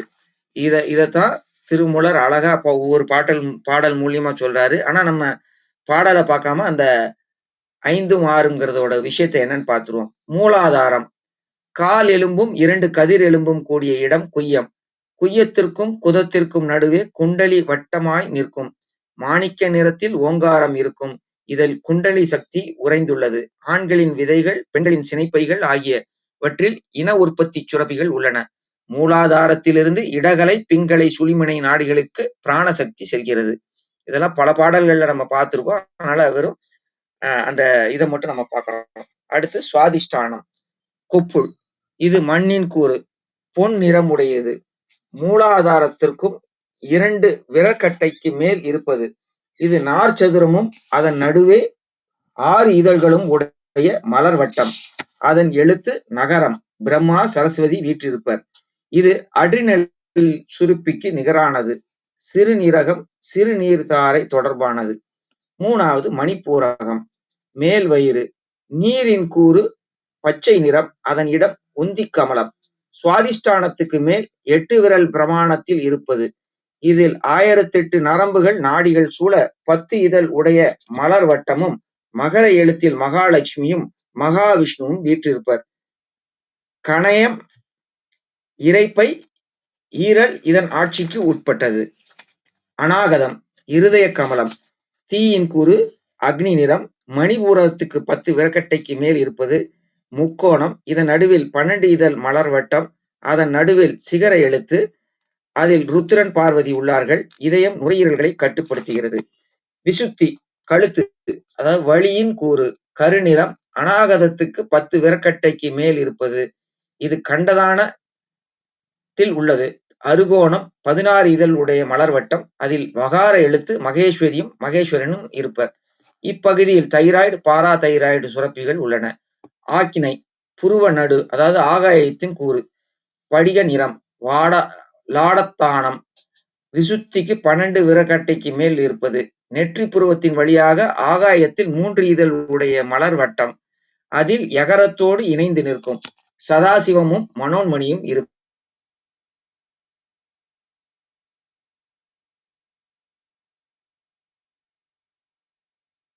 வாழலாம். ஒளிதரும் இந்த சிவநீர் பருகில் ஒளிதரும் ஓராண்டில் ஊனமொன்றில்லை. வலியுறும் 8 மனமும் ஒடுங்கும். களிதரும் காயங் கனகமதாமே. எனவே திருமூலர் கூறியவாறு இச்சிறு சுரப்பிகளின் வேலையை எப்போதும் சரிவர நடத்தி செய்வோமானால் மரணம் ஏற்படுவதில்லை. எனவே உடலில் உள்ள சுரப்பிகளே உடலுக்கும் உயிருக்கும் முக்கிய ஆதாரங்களாகும். மூல நாடி தன்னிலே முளைத்தெழுந்த சோதியை 4 வழி உள்ளே நாடியே இருந்தபின் பாலனாகி வாழலாம், பரபிரம்மமாகலாம், ஆலமுண்ட கண்டரானை அன்னையானை உண்மையே. இது சிவவாக்கியம். பஞ்சபூத சேர்க்கையால் உயிர் உண்டாயிற்று. இப்பஞ்சபூத சேர்க்கையால் அமிலம் என்ற நீர்மையும் சலனமும் கொண்டதொரு உயிர் பொருள் தோன்றுகிறது என்பது நவீன அறிவியல் அறிஞர்கள் கருத்து. மேற்கூறியது மட்டுமல்லாது தகுந்த சூழ்நிலையிலும் உயிர் தோன்ற தேவை வெப்பம், உணவு, நீர். உயிர் தோன்றிய சூழ்நிலை 50 கோடி ஆண்டுகளுக்கு முன் என்பது அறிவியல் அறிஞர்கள் கருத்து. உயிர் முதலில் கடலில்தான் தோன்றியது என்பது ஆராய்ச்சியாளர்கள் கண்ட உண்மை. இதனை நம் சித்தர் ஆண்டவன் ஆதாரமாக கூறுகின்றனர். அதாவது இந்த 10வது அறத்தை பத்தி சொல்றாங்க. திருமந்திரம் அனைவர் நெஞ்சையும் உருக வைக்கும். உண்மைகளை உணர வைக்கும். எல்லோர் நெஞ்சிலும் இடம் பிடிக்கும். வாழ அஞ்சுவோரை வாழ வைக்கும். சில கண நேரமாவது சிந்திக்க வைக்கும். மலையாய் இருக்கும் துன்பத்தை பஞ்சாய் பறக்க வைக்கும் என்னும் நம்பிக்கையை தருகிறது. போற்றி என்பார் அமரன் புனிதனடி, போற்றி என்பார் அசுரன் புனிதனடி, போற்றி என்பார் மனிதர் புனிதனடி, போற்றி என் அன்புள் விளங்க வைத்தானே. தேவரும் அசுரரும் மக்களும் அன்பரும் தூய மனமுடைய ஈசனின் திருவடியை வாழ்த்தினார்கள். அதை கண்ட நான் என் அன்பினால் ஏற்றி வணங்கினேன். ஈசன் என் நெஞ்சில் குடிகொண்டான், எனக்கு ஒளியாக காட்சி அளிக்கிறான் எனும் திருமூலர் வாக்கினை உணர்ந்து அவர் வழி வாழ நம்ம முயற்சி செய்வோம். இது மாதிரி திருமந்திரத்துல நிறைய மந்திரங்கள் இருக்கு. யான் பெற்ற இன்பம் பெருக இவ்வையகம், உடம்பை வளர்த்தேன் உயிர் வளர்த்தேனே, கல்லா அரசனும் காலனும் நேர், உள்ளம் பெருங்கோயில் ஊனுடம்பு ஆலயம், தன்னை அறிவான் தலைவனும் ஆகலாம், தன்னை அறிய தனக்கோர் கேடு இல்லை, அறிவுக்கு அழிவில்லை ஆக்கமும் இல்லை, அண்டம் சுருங்கில் அதற்கோர் வழி இல்லை, அன்பே சிவம், அஞ்சும் அடக்கம் என்பார் அறிவிலார், காற்றைப்பிடி காலனை அடக்கு. இப்படின்னு சொல்லிட்டு இருக்கும்போது மணி 7:28. இன்னும் ஒரு ஒரு 5ல இருந்து ஒரு 10 நிமிடம் எடுத்துக்கலாம்னு நினைக்கிறேன். ஏன்னா 8 பத்தி சொன்னதுனால அந்த 8 பத்தின ஒரு விஷயத்தையும் நம்ம இங்க பார்த்துட்டு நிறைவா ஒரு விஷயம் இன்னொரு 7 நிமிடம் ஆகும்னு நினைக்கிறேன் அதிகமா. 8 படி ஏறா எட்டாதது ஏதுமில்லை. இது என்ன சொல்றாங்க அப்படின்னு பாத்தீங்கன்னா, பக்தி என்பது வெறும் நம்பிக்கையை அடிப்படையாக கொண்டது. ஞானம் என்பது அறிவு, நம்பிக்கை எனும் இரண்டையும் அடிப்படையாக கொண்டது. யோகநெறி என்பது ஞானத்தை நோக்கிய பயணத்தில் அடிப்படையான அம்சமாகும். வெறும் நம்பிக்கையை அடிப்படையாய் கொண்ட பக்தியில் நாம் எதிர்பார்த்த வெற்றி கிடைக்கவும் செய்யலாம், கிடைக்காமலும் போகலாம். ஞானத்தில் அப்படி இல்லை. கட்டாயம் ஒரு நாள் வெற்றி கிடைத்தே தீரும். அந்த ஞான பாதைக்கு 8 படிநிலைகளை வகுத்து தந்துள்ளார் திருமூலதேவர். அதை அட்டாங்க யோகம் என்று கூறுவர். இயமம் நியமமே எண்ணிலா ஆதனம், நயமுறு பிராணாயாமம் பிரத்யாகாரம், ஜயமிகு தாரணை தியானம் சமாதி, அயமுறு அட்டாங்கம் ஆவது மாமே. 552வது பாடல் போட்டிருக்காங்க. இயமம் நியமம் பல்வேறு ஆசன முறைகள், நலம் தரும் பிராணாயாமம், பிரத்யாகாரம், வெற்றி தரும் தாரணை, தியானம், சமாதி என யோக நெறிக்கு 8 படிநிலைகள் உள்ளன. இவற்றுள் இயமம் நியமம் ஆசனம் பிராணாயாமம் என்னும் முதல் 4 படிநிலைகள் தயாரிப்பு, அதாவது ப்ரிப்பரேஷன் என்னும் முதல் நிலை அம்சமாகும். நம்ம எங்க இருக்கோம்னு பார்த்துக்கலாம். இயமம் நியமம் ஆசனம் பிராணாயாமம். அடுத்து பாத்தீங்கன்னா பிரத்யாகாரம் தாரணை தியானம் சமாதி என்னும் அடுத்த 4 படிநிலைகள் வெற்றி அடைதல், அதாவது ரிசல்ட் என்னும் 2ஆம் நிலை அம்சமாகும். இதுல இயமம் என்னும் முதல் படி செய்யத்தகாத செயல்களை தவிர்த்து மன அழுக்கை அகற்றும் அடிப்படை நிலையாகும். கொல்லான் பொய் கூறான் களவிலான் என்குணன் நல்வான் அடக்கம் உடையான் நடுஞ்செய்ய எல்லான் வல்லான் பகுத்து உண்பான் மாசிலான் கல்காமம் இல்லான் இயமமது இடை நின்றானே. அதாவது உயிர் கொலை செய்தல் கூடாது, பொய் சொல்லக்கூடாது, திருட்டு பூத்தி கூடாது, எளிமையாய் வாழ்வதன் வழி ஆணவத்தை வெல்ல வேண்டும், நல்ல பண்புகளிலிருந்து நழுவாமை வேண்டும், விருப்பு வெறுப்பற்ற நடுநிலை பண்புடன் திகழ வேண்டும், குற்ற உணர்ச்சி இல்லாமை வேண்டும், பகிர்ந்துண்ணும் பண்பு வேண்டும், அளவு தாண்டிய காமம் கூடாது, மருந்து அருந்தா மாண்பு வேண்டும். இவையே இயமம் என்ற முதற்படியில் பின்பற்ற வேண்டிய புற ஒழுக்கங்கள். தவிர 8 திக்கும் மழை பொழிந்து குளிர்ந்திருக்கும் நிலையிலும் மேலும் குளிர்ச்சி ஊட்டும் இயம ஒழுக்கங்களை பின்பற்றும் மன உறுதி வேண்டும். இப்படி சொல்லும் போது வீணாக உயிராற்றல் வீணாவதை தவிர்க்கலாம்னு சொல்றாரு. நியமம் ஒன்னொன்னுக்கு பாடல் இருக்கு, நம்ம அதோட சாராம்சத்தை மட்டும் பார்க்க போறோம். நியமம் என்னும் 2ஆம் படி பின்பற்ற வேண்டிய நல்லொழுக்கங்களை பற்றி கூறுவது. இயமம் என்னும் முதற்படியில் ஆற்றல் விரயத்தை தவிர்க்கிறோம். நியமம் என்னும் 2ஆம் படியில் ஆற்றலை மேலும் உற்பத்தி செய்து சேமிக்கிறோம். தவம் சவம் சந்தோடம் ஆத்திகம் தானம் சிவன்றன் விரதமே சித்தாந்த வேள்வி மகஞ்சிவ பூசையுன்மதி சொல்லீர் 5 நிவம்பல செய்யின் நியமத்தனாமே. வாசிக்கும் போது கொஞ்சம் பிழை இருந்தா பொறுத்துறணும். சிவநாமத்தை எப்போதும் ஜெபம் செய்தல் வேண்டும். குருநாதரிடம் தீட்சை பெற்று தவம் செய்தல் வேண்டும். தெய்வம் உண்டு என்ற நம்பிக்கையில் உறுதியாய் இருக்க வேண்டும். எப்போதும் சிரிப்பும் விளையாட்டுமாய் மகிழ்ச்சியுடன் மலர்ச்சியாய் இருக்க வேண்டும். எண்ணத்தால் சொல்லால் பொருளால் செயலால் இயன்றவரை பிறருக்கு உதவி செய்தல் வேண்டும். பதி பசு பாசம் என்றும் அறம் பொருள் இன்பம் என்றும் திருமுறைகள் கூறும் மெய்யுறுகளை அடிக்கடி கேட்டு தெளிவு பெற வேண்டும். பதி என்பது இறைவனை பற்றிய உண்மை, பசு என்பது உயிர்களை பற்றிய உண்மை, பாசம் என்பது உயிர்களை பிடித்து வைத்திருக்கும் ஆணவம், கண்மம், மாயை என்னும் 3 அழுக்குகளை பற்றிய உண்மை. அப்படியே போகும்போது ஆதனம். ஆதனம் என்பதே ஆசனமாயிற்று. யோகத்தை பயில்வதற்கு இருக்க வேண்டிய இருக்கை நிலைகளே ஆசனமாகும். ஆசனம் 3வது படிநிலையாகும். உடலில் உள்ள உபாதைகளை பொறுத்து ஆசனங்களை தேர்ந்தெடுக்கலாம். நூற்றுக்கணக்கான ஆசன முறைகள் உள்ளன. வஜ்ராசனம், பத்மாசனம், சிரசாசனம், மயூராசனம், குக்குடாசனம், இது மாதிரி நிறைய சொல்றாங்க. பத்மாசனம், பத்ராசனம், குக்குடாசனம், சிம்மாசனம், கோமுக ஆசனம், மொத்தம் 126 ஆசன முறைகள் இருப்பதாக திருமூல தெய்வம் கூறுவார். நம்ம ஏதாவது ஒண்ணு பின்பற்றுவோம். முடிஞ்ச வரைக்கும் தியானம், தவம் செய்வதற்கு சித்தாசனம், சுகாசனம், பத்மாசனம் போன்றவற்றுள் ஏதோ ஒன்றை தேர்ந்தெடுக்கலாம். அடுத்து பிராணாயாமம். இதுக்கு கூடவா கணக்குங்கிற தலைப்புல நம்ம பார்த்தோம். அட்டாங்க யோகத்தின் 4வது படிநிலையே பிராணாயாமம் ஆகும். பிராணன் என்றால் உயிர் சக்தி என்பது பொருளாகும். பிராணாயாமம் என்றால் வெறுமனே மூச்சு பயிற்சி என்று பலர் நினைக்கிறார்கள். அது தவறு. பிராணாயாமம் என்பது உயிர் சக்தி என்று ஒரு வகை உஷ்ணத்தை காலையில் அதிகப்படுத்திக் கொள்ளும் ஒரு பயிற்சி. காற்றுக்குள் நாதம், அதாவது ஒளி இருக்கிறது. புல்லாங்குழலுக்குள் காற்று நுழையும் போது அது நாதம் என்ற பரிமாணத்தை பெறுகிறது. காற்று வேறு, நாதம் வேறு கிடையாது. காற்றின் மற்றொரு உயர்ந்த, அதாவது குவாலிட்டியான அம்சமே நாதம். என்ன சொல்றாருன்னா, மெய், வாய், கண், மூக்கு, செவி என்னும் ஐம்பொறிகளுக்கும் தலைவன் ஆன்மா. ஆன்மா என்ற அந்த தலைவனை சுமந்து செல்லும் குதிரையே உயிராற்றல் எனப்படும் உஷ்ணமாகும். கண்டம் எனப்படும் விசுத்தியை கடந்து அகண்டாகாரமான இறைவெளியை பற்றி நிற்போருக்கு அந்த குதிரை அடிமையாய் தொண்டு செய்யும். தலைவனின் கட்டளைக்கு கீழ்ப்படிந்து நடக்கும். எனவே மூச்சு ஓட்டம் தொடர்ந்து நடக்கும், மரணம் ஏற்படாது. இதைத்தான் 564வது பாட்டுல ஐவருக்கு நாயகன் ஒரு பாட்டுல சொல்றாரு.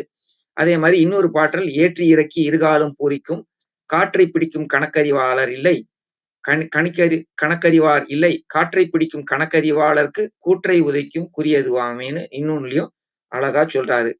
ஆண்களுக்கு வலது நாசி ஆகிய பிங்களை உடன்பாட்டு மையம், அதாவது பாசிட்டிவ். இடது நாசி ஆகிய இடைகளை எதிர்மறை மையம், நெகட்டிவ். எனவே பொதுவாய் ஆண்களுக்கு பிங்களை ஓடும் நேரம் சற்று அதிகமாக இருக்கும். இதனால் அவர்களுக்கு வெப்பமும் அதிகம், வலிமையும் அதிகம், வேகமும் அதிகம். பெண்களுக்கு இடது நாசி ஆகிய இடைகளை உடன்பாட்டு மையம் பாசிட்டிவ், வலது நாசி ஆகிய பிங்களை எதிர்மறை மையம் நெகட்டிவ். எனவே பெண்களுக்கு இடைகளை ஓடும் நேரம் சற்று அதிகமாக இருக்கும். இதனால் அவர்களுக்கு குளிர்ச்சி தன்மை அதிகம், பொறுமை அதிகம், உணர்ச்சி வயப்பட்ட இரக்கம் அதிகம், மென்மை தன்மை அதிகம். ஆக இயமம், நியமம், ஆசனம், பிராணாயாமம் என்னும் இந்த 4 நிலைகளும் முன் தயாரிப்புன்னு சொல்றாரு. இந்த 4 முடிச்சாச்சுன்னா அடுத்த 4 என்னன்னா பிரத்யாகாரம். வெளியில அலைபாய்ந்து தெரியும் மனத்தை உள்ளே நிறுத்தி பழகுவதே பிரத்யாகாரம். பிற என்றால் தலைமையான, உயர்ந்த என்று பொருள். அமைச்சர்களில் தலைமையான அமைச்சரை பிரதமர் என்று அழைக்கிறோம். அது மாதிரி ஐம்புலன்களின் வழியே ஐம்பூதங்களை பயன்படுத்தி வெளியே தற்காலிக இன்பத்தை தேடிக்கொண்டிருந்த மனத்தை அதைவிட உயர்ந்த பேரின்பத்தை உள்ளே தேடி அமுதம் பருக பயிற்சி அளிப்பதே பிரத்யாகாரத்தின் முதல் நோக்கம்.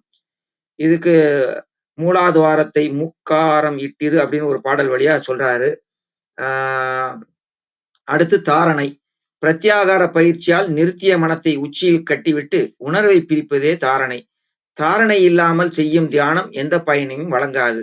இத ஒரு பாடல்ல சொல்றாரு. கோணா மனத்தை குறிக்கொண்டு கீழ்கட்டி வீணா தண்டு ஊடை வெளியுற தான் நோக்கி காணாக்கண் கேளா செவி என்று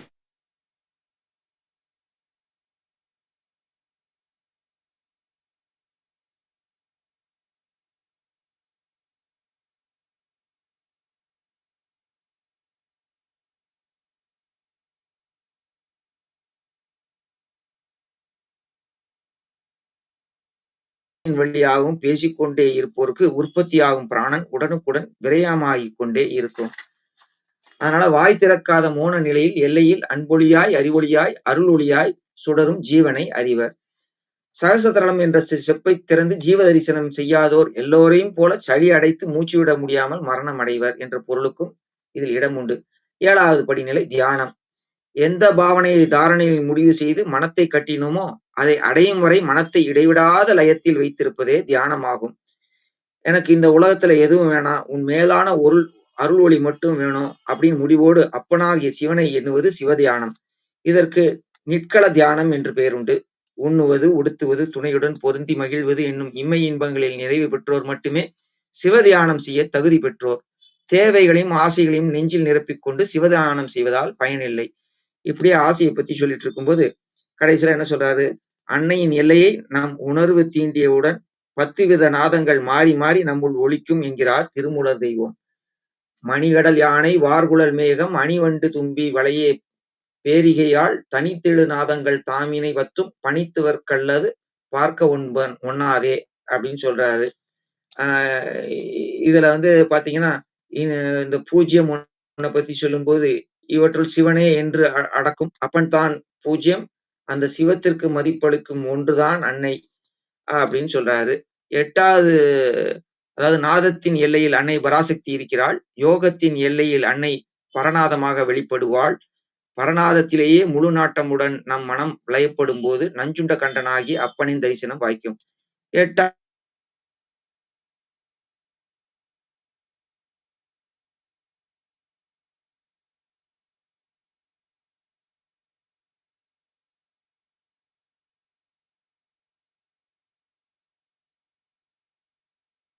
மற்ற படிநிலைகளை உணராதோருக்கு இது வெறும் கற்பனாவாதமாக தெரியுமே தவிர கைகூடும் அம்சமாய் தெரியாது.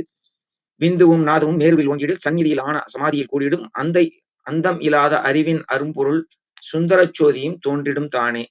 விந்து என்பது ஒளி, நாதம் என்பது ஒளி, ஒளியும் ஒளியும் ஒன்றாய் ஒடுங்கிடும் மகாமேருவ சகஸ்திரத்தல என்னும் உச்சி 1000 இதழ் தாமரையாய் மலரும் அண்ட உச்சி.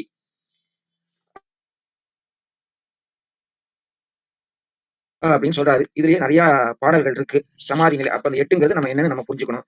நிறைவாய நம்ம என்ன சொல்ல வரோம் அப்படின்னா, அவனை நீங்க அறிஞ்சா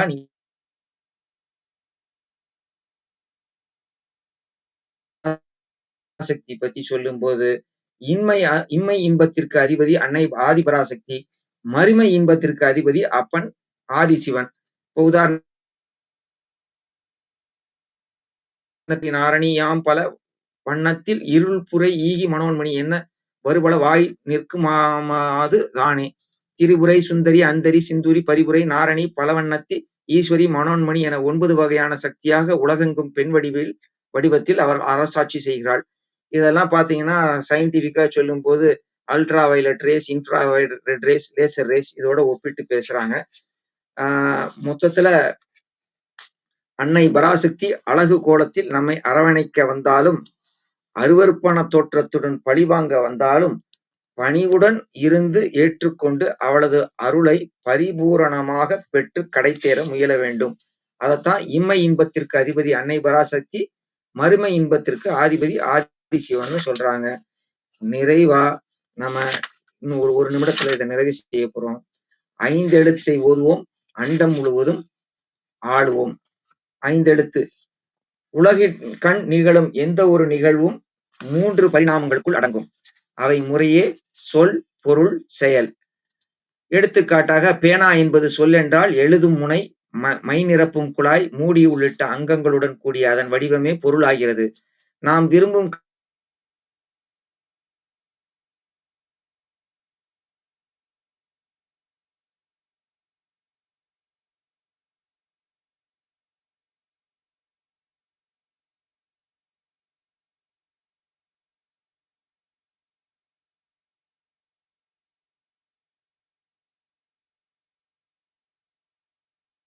நிலையே அந்த பொருளானது நமக்கு இன்ப துன்ப உணர்வுகளை தரும் அனுபவ நிலை எனர்ஜெட்டிக் ஸ்டேஜ். ஆக அணு, பொருள், ஆற்றல், அதாவது ஆட்டம், மேட்டர், எனர்ஜி என்பது இந்த உலகத்தின் இயக்க தத்துவம். இதை அப்படியே ஒப்பிட்டு சொல்றாங்க. இந்த உடலை விட்டு உயிர் பிரியும் சூழ்நிலையில் முதலில் இதயம்தான் தாளம் தப்பி இசைக்கும். அதனால்தான் உடல் நலமில்லை என்று மருத்துவருடன் சென்றவுடன் அவர் முதலில் ஸ்டெத்தஸ்கோப்பை இதயத்திற்கு நேராக வைத்து இதய துடிப்பை அளக்கிறார். தாளம் தப்பி இதயம் நின்றவுடன் அறிவு மையமாகிய மூளை செயலிழக்கிறது. மூளை செயலற்று போனவுடன் மூலாதாரத்தில் தேங்கியிருந்த கடைசி சொட்டு விந்து ஒழுகி விடுகிறது. இந்த 3 மையங்களையும் நம் கட்டுப்பாட்டிற்குள் கொண்டு வர வேண்டிய 3 ஒளிகளை உள்ளடக்கிய ஓம் என்னும் பிரணவத்தை ஆ ஊ எம்னு நம்ம சொன்ன ஏற்கனவே பார்த்துட்டோம். மொத்தத்துல சிவசிவ என்கிற தீவினையாளர் சிவசிவ என்றிட தீவினை மாளும் சிவசிவ என்றிட தேவரும் ஆவர் சிவசிவ என்ன சிவகதி தானே. அப்போ முந்தைய பிறவிகளை செய்த தீவினைகளின் காரணமாகவே சிவசிவ என்னும் பஞ்சாட்சரத்தை ஓதாமல் மக்கள் துன்பப்படுகின்றனர். அதனால சிவசிவன் சொல்லுவோம். அதுலயே நிறைய இருக்கு. சிவாய நம ஓம், சிவாய சிவ ஓம், சிவாய வசி ஓம், சிவசிவ சிவ ஓம் அப்படின்னு நிறைய இருக்கு. இதையும் நம்ம நிறைய பாடல்கள்ல பார்த்திருக்கோம். இதெல்லாம் வாசி யோகம் அதுல வர்ற மாதிரி பார்த்திருக்கோம். மொத்தத்துல தோற்றத்தில் தான் நாம் சின்னஞ்சிறிய மனித உருவங்கள். ஆற்றலில் இந்த அண்ட பேரண்டம் முழுவதும் வலம் வரும் தகுதியுள்ளவர்கள். அதற்குரிய வழிதான் நாதத்தின் அம்சமாகி 5 எழுத்து மந்திரம். 5 எழுத்தை ஓதுவோம், அண்டம் முழுவதும் ஆளுவோம்னு சொல்றோம். அதுக்கு எண்ணம், சொல், செயல் இது 3ம் இணையணும். அப்படி எண்ணம், சொல், செயல் 3ம் இணைஞ்சா எல்லாம் சிவமயமாகும் அப்படின்னு நம்ம நிறைவு செய்யறோம் ஒரு பாடலோட. ஒளியை ஒளி செய்து ஓம் என்று எழுப்பி, வழியை வழி செய்து வாய்த்திட வாங்கி, வெளியை வெளி செய்து மேல் எழ வைத்து தெளிய தெளியும் சிவபதந்தானே அப்படின்னு பாக்குறோம். அதனால ஓம் என்ற பிரணவ ஒளியுடன் இரண்டர கலந்து மேலேற வேண்டும். கவிழ்ந்த நிலையில் இமையை காட்டிக் கொண்டிருக்கும் சகசரதளத்து மலரான 1000 இதழ் தாமரையை நிமிர்த்தி மறுமையை காட்டும் மலரச் செய்து சிவ ஒளியை காண வேண்டும். ஒரு முறை இதை அனுபவப்பட்டு பார்த்து விட்டால் நம் எண்ணமெல்லாம் சிவமயமாகும். நாம் சொல்வதெல்லாம் வேதமாகும். நாம் செய்வதெல்லாம் புண்ணிய செயலாக மாறும். பயமயமாய் தோன்றும் இந்த உலக வாழ்க்கை சிவமயமாய் தோன்றும். சோ எண்ணம், சொல், செயல் எல்லாம் இணைஞ்சு செயல்படுவோம் அப்படின்னு சொல்றேன். ஒரு 15 நிமிடம் அதிகமா எடுத்துக்கிட்டேன். இந்த மாதிரி அம்மா சொல்ற மாதிரிதான் இதெல்லாம் போனா போய்கிட்டே இருக்கும். எத்தனை பகுதிகளா சொன்னாலும் ஒவ்வொரு பகுதியும் போயிட்டே தான் இருக்கும். அதனால முடிஞ்சா இதை ரீப்ளேல கேட்டு பாருங்க. எது உங்களுக்கு பிடிச்சிருக்கோ அந்த படிநிலையில இருந்து ஆரம்பிங்க. அது யோக நிலையா இருக்கட்டும், ஞான நிலையாகட்டும், எந்த நிலை வேணாலும் இருக்கட்டும்.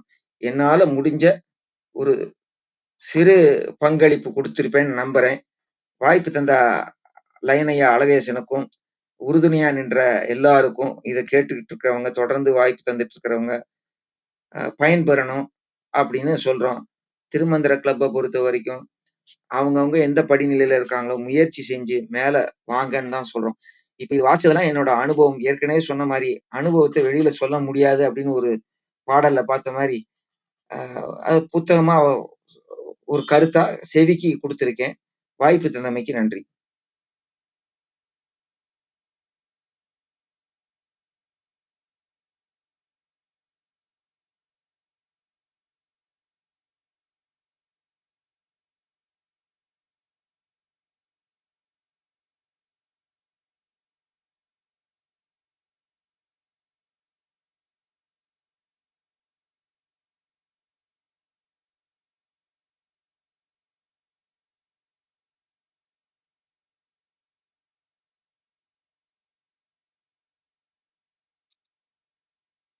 நம்ம சத்யநாராயணையா நான் சொல்லுவேன், எப்பவுமே என் மனசுக்குள்ள தோணும், மிகச்சிறந்த நூலகர்.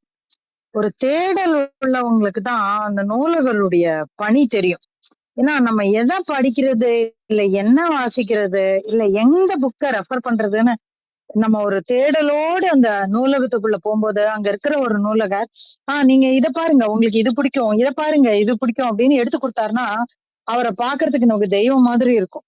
நான் என்னுடைய சிறு வயசுல அப்படி ஒரு நூலகர் அமைஞ்சாரு எங்க ஊர்ல. அவ்வளோ ஆசை, அவ்வளோ எனக்கு தெரிஞ்சு நான் என்னுடைய ஒரு 7, 8வது வயதுல இருந்து கிட்டத்தட்ட 16 வயது வரைக்கும் அவர் பணியில இருந்தாரு. அந்தந்த வயசுக்கு என்ன மாதிரியான புத்தகங்கள் நான் விரும்புவேனோ அந்தந்த புத்தகங்கள் எடுத்து எனக்கு கொடுப்பாரு. அப்பேற்பட்ட ஒரு நூலகர். நான் இன்னைக்கும் அவரை ஞாபகம் வச்சிருக்கேன். அப்படிப்பட்ட ஒரு தேர்ந்த நூலகர். அவரை மாதிரி ஒரு சிறந்த பண்பாளர். இன்னும் சொல்ல போனா இந்த கிளப் ஹவுஸ்ல ஒரு சில அக்கேஷன்ஸ் நான் யார்கிட்ட ஒரு சில விஷயங்களை சொல்ல முடியாது அப்படின்ற விஷயங்களை கூட நான் அவர்கிட்ட போன் பண்ணி சொல்லியிருக்கேன். இந்த மாதிரி நடந்தது, இந்த மாதிரி நடந்தது அப்படின்னு. ஆனா அதை டீல் பண்ண விஷயங்கள் கூட அவர் ரொம்ப அழகா, ரொம்ப மெச்சோர்டா டீல் பண்ணாரு. எனக்கு மிகச்சிறந்த நண்பர். அதிகம் பேசினது கிடையாது.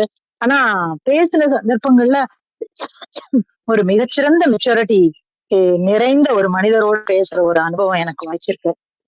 இன்னைக்கு பாருங்க எவ்வளவு பெரிய ரெஃபரன்ஸ். இதெல்லாம் ஒரு நாள்ல உட்கார்ந்து எடுக்கிற ரெஃபரன்ஸ் கிடையாது. அவர் சொன்ன மாதிரி சிறுக சிறுக சேர்ந்த அனுபவங்கள் தான் அது எல்லாமே. மிக்க நன்றி. இது ஒரு பெரிய உரை. இத தயவு செஞ்சு எல்லாரும் சொல்ற மாதிரி இத ரீப்ளேல கேட்டு நோட்ஸ் எடுக்கிறதுக்கு ரெடி ஆயிக்கணும் நம்ம. அந்த மாதிரியான ஒரு உரை. நன்றி சத்யநாராயணையா. மிக சிறந்த உரைக்கு.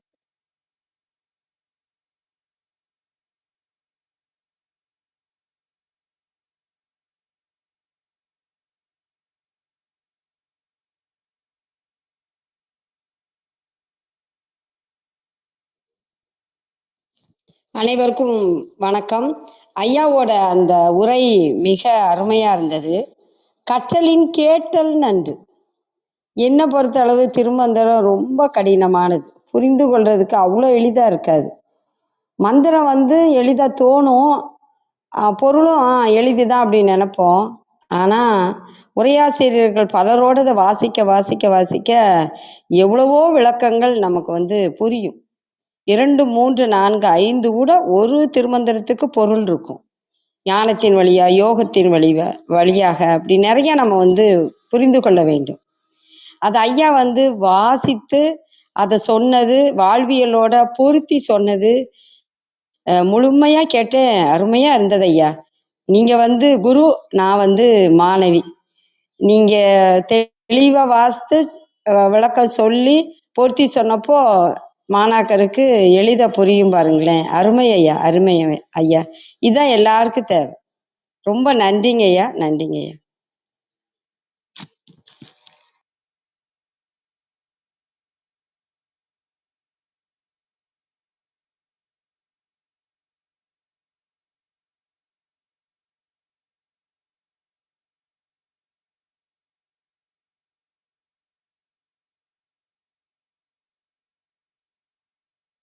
நமக்கு மன்னிக்கணும் ஐயா, ஒரு நிமிடம். நமக்கு தெரியாத இன்னொரு ஆளுமை அவர். என்னன்னா, நிறைய புஸ்தகங்கள் பண்ணியிருக்காரு. இப்ப கூட ட்ரைனிங் சார்ந்த ப்ரொஃபஷனல் புக் ஒண்ணு முடிச்சிருக்காரு. இன்னும் அடுத்தாப்புல நிறைய ஆன்மீகம் சம்பந்தமான புக்குக்கு ஆத்தர் பண்றாரு, கோ ஆத்தரா இருக்கிறாரு. அத்தகைய ஒரு ஆளுமை அவரு. நான் அதை சொல்ல விட்டுட்டேன். ஏன்னா அப்பேற்பட்டவங்களால, அதாவது இதெல்லாம் புக் எழுதுறதுலாம் எதுக்காகன்னா, தான் எழுதுறோங்கிறதுக்காக இல்ல, யாருக்காவது போய் சேரணும் அப்படிங்கிற ஒரு தவிப்பும் பொறுப்பும் உள்ளவர். அத்தகைய ஒரு மனிதர் அவர். நன்றி.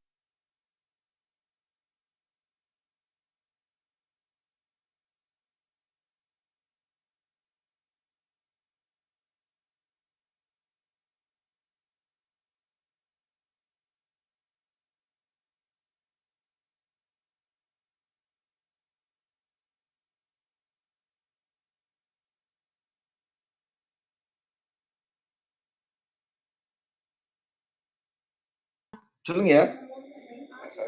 இன்னும் போக வேண்டிய தூரம் ஜாஸ்தி இருக்குன்னு ஞாபகப்படுத்துறீங்க. நன்றி எல்லாருக்கும். ராஜேந்திரன் ஐயா.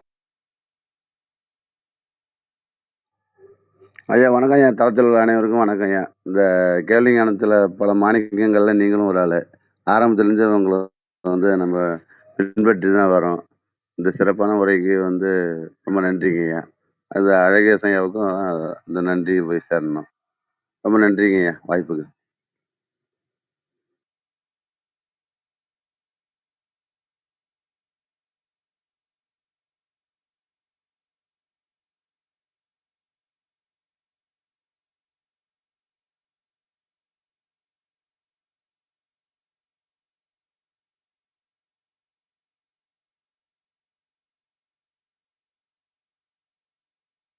ஏற்கனவே 50 நிமிஷம் ஆயிடுச்சு.